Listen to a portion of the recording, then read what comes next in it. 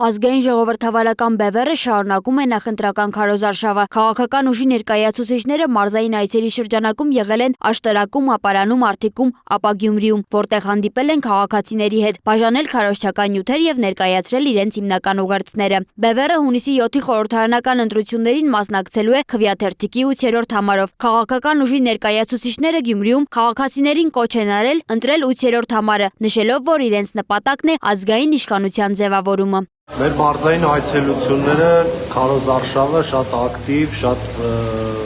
ողջունելի հանդիպումներ եղան։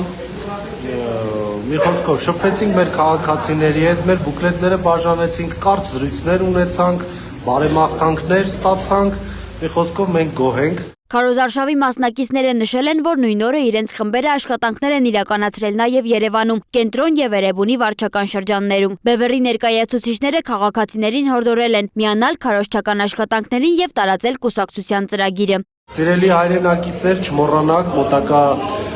ազգային ժողովի ընտրություններին ընտրեք 8-րդ համարի քվեաթերթիկը, որպեսզի ունենաք ազգային իշխանություն։ Ազգային ժողովրդավարական բևեռում հայտնում են, որ իրենց նպատակը խորհրդարան մտնելն ու քաղաքացիների ձայնը բարձր մակարդակով ներկայացնելն է։